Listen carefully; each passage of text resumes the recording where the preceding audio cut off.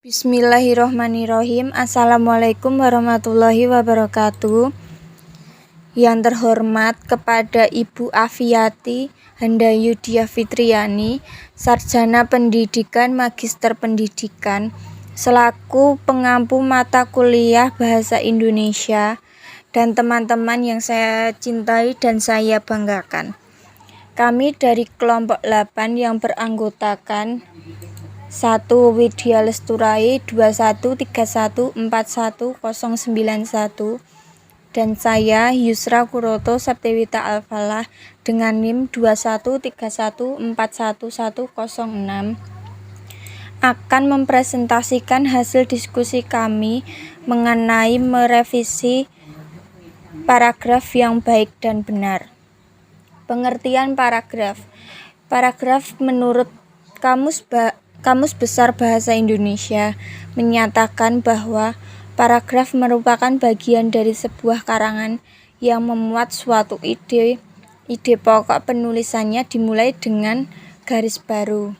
Nama lain dari paragraf ialah wacana mini. Kegunaan dari paragraf adalah untuk menjadi penanda dimulainya topik baru dan memisahkan gagasan-gagasan utama yang berbeda. Syarat dan ketentuan paragraf yang baik adalah: yang pertama, kelengkapan unsur paragraf yang terdiri dari gagasan utama, kalimat utama, dan kalimat penjelas. Yang kedua, kesatuan unsur paragraf yang telah disebutkan sebelumnya seperti gagasan utama, kalimat utama, dan kalimat penjelas mesti membentuk suatu kesatuan yang padu, di mana kalimat penjelas mesti mampu menjelaskan gagasan utama yang terkandung dalam kalimat utama secara baik dan sesuai dengan gagasan utama yang dimaksud. Jika syarat ini tidak terpenuhi, maka suatu paragraf belum dikatakan baik dan benar. Yang ketiga, kepaduan. Ciri paragraf yang padu adalah adanya hubungan makna yang logis dan saling berhubungan antara gagasan utama dan gagasan penjelas. Dengan adanya kepaduan tersebut, maka suatu paragraf bisa dipahami secara baik dan logis bagi para pembaca. Salah satu cara yang dapat dilakukan untuk membentuk suatu kepaduan dalam kalimat adalah dengan menggunakan konjungsi ke dalam paragraf.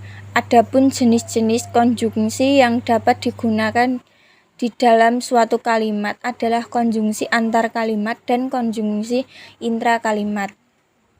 Konjungsi kalimat merupakan konjungsi yang menghubungkan satu kalimat dengan kalimat lain yang ada di dalam paragraf.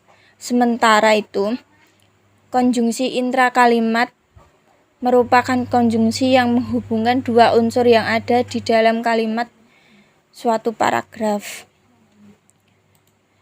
Contoh paragraf dari salah satu kelompok kami.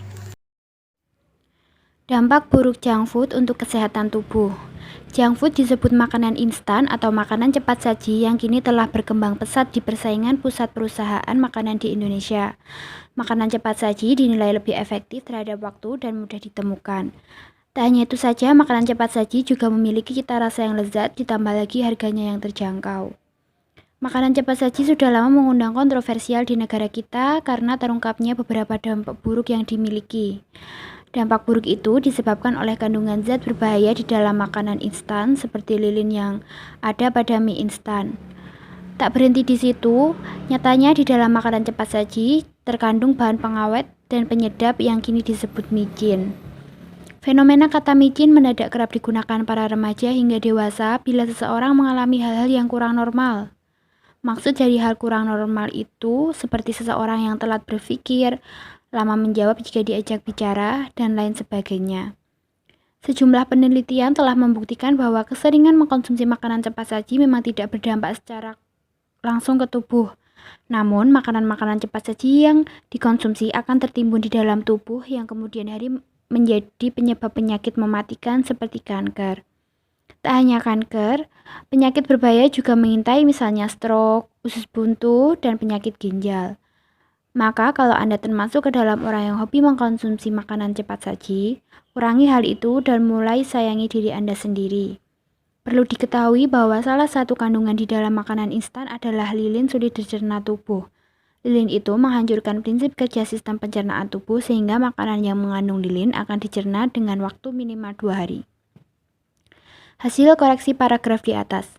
Berdasarkan aspek kelengkapan paragraf di atas memiliki kelengkapan unsur paragraf yang terdiri dari gagasan utama, dan kalimat penjelas. Kalimat utama terletak pada paragraf kedua, yaitu tentang dampak buruk yang dimiliki makanan cepat saji atau junk food. Gagasan utama terdapat pada paragraf pertama, yaitu tentang junk food yang sangat berkembang pesat di perusahaan makanan Indonesia. Kalimat penjelas terdapat pada paragraf keempat tentang bahayanya makanan cepat saji.